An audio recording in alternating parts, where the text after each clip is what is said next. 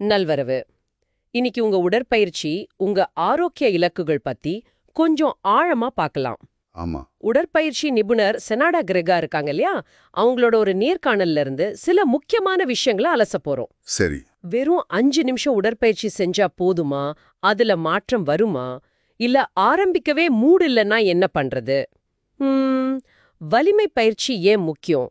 இது எல்லாத்தையும் பார்க்கலாம். ஆமா, இது நிறைய பேருக்கு இருக்கிற சந்தேகம்தான். அந்த சின்ன வெறும் 5 நிமிஷம் ஆரம்பம் எப்படி ஒரு பெரிய பழக்கத்தை உருவாக்குதுன்னு பார்ப்போம். ஓஹோ. குறிப்பா தசை வலிமைக்கும் நீண்ட ஆயுளுக்கும் என்ன தொடர்பு இருக்குன்னு செனாடா சொல்றத வச்சு பேசலாம். சரி, முதல்ல அந்த 5 நிமிஷம் அது எப்படிங்க வேலை செய்யும்? 5 நிமிஷத்துல என்ன பெருசா பண்ண முடியும் அப்படின்னு நீங்க கேட்கலாம். அது செனாடா சொல்ற மாதிரி அந்த 5 நிமிஷத்தோட நோக்கம் உடனே பெரிய ரிசல்ட்ஸ் பார்க்கறது இல்ல. ஓ. அப்போ ஒரு பழக்கத்தை உண்டாக்குறது, அவ்வளோதான். தினமும் அந்த சின்ன விஷயத்த செஞ்சிட்டே வந்தா உடற்பயிற்சி உங்க வாழ்க்கையோட ஒரு பகுதியா மாறிடும். சரி சரி. இது ஒரு மாரத்தான் ஓட்டம் மாதிரி. பாருங்க, ஸ்பிரிண்ட் இல்ல.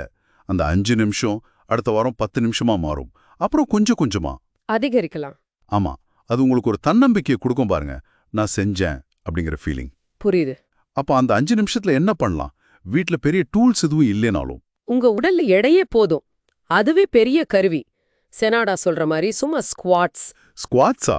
ஆமா, அதாவது சேர்ல உட்கார்ந்து எந்திரிக்கிற மாதிரி, அப்புறம் டெட்லிஃப்ட்ஸ் மாதிரி அடிப்படை மூவ்மெண்ட்ஸ். ஓ, வீட்ல சோஃபா இருந்தா அதுல ஹிப் த்ரஸ்ட் கூட பண்ணலாம். ஹிப் த்ரஸ்ட்ஸ், சரி. இல்ல கையில ஒரு பாட்டில புடிச்சுக்கிட்டு கொஞ்சம் எக்ஸ்ட்ரா வெயிட் சேர்க்கலாம். முக்கியம் என்னன்னா, பெரிய தசை குழுக்களை டார்கெட் பண்ணணும். கால்கள், முதுகு மாதிரி. அடுத்து ஒரு பெரிய பிரச்சனை, ஊக்கம், மோட்டிவேஷன். இன்னைக்கு மூடு இல்லையே அப்படின்னு தோணும்போது என்ன பண்றது? நிறைய பேர் சொல்றாங்க. செனாடா இங்க ரொம்ப கரெக்டா சொல்றாங்க. ஊக்கத்தை நம்பாதீங்க. அப்படியா? ஆமா, இது பல் தேய்க்கிற மாதிரி ஒரு பழக்கம், அவ்வளவுதான். எப்படி ஃபீல் பண்றீங்கன்றத தள்ளி வச்சுட்டு வேலையை பாருங்க. யோசிச்சு பாருங்க, செஞ்சு முடிச்சதும் எவ்வளவு நல்லா ஃபீல் பண்ணுவீங்க. அந்த புத்துணர்ச்சி. அது உண்மைதான். பயிற்சிக்கு அப்புறம் ஒரு ஃபீல் இருக்கும். ஆமா. அப்புறம் நேரம் இல்லைன்னு சொல்றது, அதுவும் ஒரு காரணம். ஆனா உங்க ஒரு நாளை கொஞ்சம் கவனிச்சு பாத்தீங்கன்னா அந்த 5-10 நிமிஷம் கண்டிப்பா கிடைக்கும். ஆமா, எங்கேயாவது இருக்கும். டிவி பார்க்கும்போது கூட சிலது பண்ணலாம், இல்ல பாட்டு கேட்கும்போது. Okay okay. அப்போ ஊக்கத்தை விட பழக்கம்தான் முக்கியம். சரி, இப்போ வலிமை பயிற்சி, அதோட முக்கியத்துவத்துக்கு வருவோம். நீண்ட ஆயுளுக்கு அது எப்படி உதவுது? இது ரொம்ப ரொம்ப முக்கியம். குறிப்பா பாருங்க, 30 வயசுக்கு மேல நம்மளோட தசை நிறை குறைய ஆரம்பிக்கும். மசில் மாஸ் சொல்றீங்களா? ஆமா, மசில் மாஸ். அதே மாதிரி எலும்போட அடர்த்தி, அதாவது போன் டென்சிட்டி, அதுவும் குறையும். ஓஹோ. வலிமை பயிற்சி இதை நிறுத்துது, சில சமயம் கூட்டுது கூட.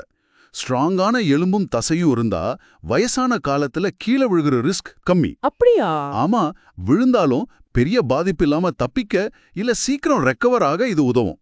குறிப்பா பெண்களுக்கு மெனோபாஸுக்கு அப்புறம் எலும்பு இழப்பு அதிகம். ஆமா, அது கேள்விப்பட்டிருக்கேன். அதே நேரம் ஆண்களுக்கு கீழே விழுந்து ஏற்படுற இறப்பு விகிதம் கூட அதிகம். சோ 2 பேருக்குமே இது முக்கியம். ஆனா பெண்கள் வெயிட் ட்ரெய்னிங் பண்ணா ரொம்ப பல்க் ஆயிடுவாங்களோ, பாடி பில்டர் மாதிரி ஆயிடுவாங்களோன்னு ஒரு பயம் இருக்குதே. இது ஒரு பெரிய தப்பான கருத்து. பொதுவா பெண்களோட ஹார்மோன் அமைப்பு அந்த அளவுக்கு பெரிய தசை வளர்ச்சிக்கு இடம் கொடுக்காது. சரி. நீங்க வலிமையா, இன்னும் நம்பிக்கையா ஃபீல் பண்ணுவீங்க. அதுதான் முக்கியம். அந்த ஃபீலிங் ரொம்ப பவர்ஃபுல். உடற்பயிற்சி மனநலத்துக்கு எப்படி உதவுது? செனாடா அவங்களோட சொந்த அனுபவத்தையே சொல்றாங்க. அவங்களுக்கு இருந்த மன அழுத்தம், பதட்டம், இதுக்கெல்லாம் வலிமை பயிற்சி ரொம்ப ஹெல்ப் பண்ணிருக்கு. ஓ. ஆய்வுகளே சொல்லுது, வாரத்துக்கு ஒரு 150 நிமிஷம், அதாவது ஒரு நாளைக்கு 20 நிமிஷம் வச்சுக்கோங்களேன். அப்படி உடற்பயிற்சி பண்ணா மன அழுத்த அறிகுறிகள் 40லிருந்து 60% வரைக்கும் குறையும்பா. அடையப்பா, 60%? ஆமா, சில சமயம் மருந்துங்களை விட இது எஃபெக்டிவா இருக்கலாம். ஓகே, ஊட்டச்சத்து பத்தி சுருக்கமா சொல்லுங்க. புரோட்டீனுக்கு முக்கியத்துவம் கொடுங்க. செனாடா சொல்றது, உங்க எடையில 1 பவுண்டுக்கு, அதாவது கிட்டத்தட்ட அரை கிலோக்கு, ஒரு 0.8லிருந்து 1 கிராம் வரைக்கும் புரோட்டீன் தேவைப்படலாம். முடிஞ்ச வரைக்கும் ரீஃபைன்டு சுகர், அதாவது வெள்ளை சர்க்கரையை குறைங்க. ஒர்க் அவுட்க்கு முன்னாடி பின்னாடி என்ன சாப்பிட்றீங்கன்றதை விட நாள் முழுக்க என்ன சாப்பிட்றீங்கன்றதான் ரொம்ப முக்கியம். சரி சரி, ஒரு நாளோட மொத்த உணவு. புரியுது. ஆமா. கடைசியா ஒரு கேள்வி. கிம் கர்தாஷியன் மாதிரி பெரிய ஆளுங்களுக்கு ட்ரெயின் பண்ணும்போது செனாடா என்ன கத்துக்கிட்டாங்க? அது நமக்கும் எப்படி பொருந்தும்? ஒரே வார்த்தையில சொல்லணும்னா அர்ப்பணிப்பு, டெடிகேஷன். டெடிகேஷனா? ஆமா, கிம் எப்பவும் சரியான நேரத்துக்கு வருவாங்களாம். எவ்வளோ கஷ்டமான ஒர்க் அவுட்டா இருந்தாலும் அதை செய்ய மாட்டேன்னு சொல்ல மாட்டாங்க, புகார் பண்ண மாட்டாங்க, செஞ்சிடுவாங்களாம். ஓ அப்படியா? இது என்ன காட்டுதுன்னா, உங்க இலக்கு எதுவா வேணா இருக்கலாம். ஆனா அதை அடையறதுக்கு இந்த மாதிரி ஒரு ஒழுக்கம், ஒரு அர்ப்பணிப்பு தேவை. குறுக்கு வழி இல்ல. ஆ இன்னைக்கு சமாடா மூலமா நாம கத்துக்கிட்டது சின்னதா ஆரம்பிக்கிறதுல இருக்கிற சக்தி, அப்புறம் வலிமை பயிற்சியோட நீண்ட கால நன்மைகள். ஊக்கத்தை மட்டும் நம்பாம ஒரு பழக்கத்தை உருவாக்குறது எவ்வளவு முக்கியம் அப்படிங்கிறது. கரெக்ட். அதோட சேர்த்து உங்க உடம்ப பத்தி நீங்க எப்படி நினைக்கிறீங்க, எப்படி பேசுறீங்கன்றது ரொம்ப முக்கியம். ஆமா, நெகட்டிவ் செல்ஃப் டாக். ஆமா.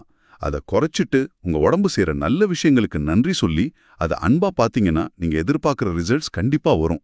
இந்த உரையாடல் உங்களுக்கும் பயனுள்ளதா இருந்திருக்கும் நம்புறோம். நிச்சயமா. இப்போ நீங்க யோசிக்க ஒரு கேள்வி.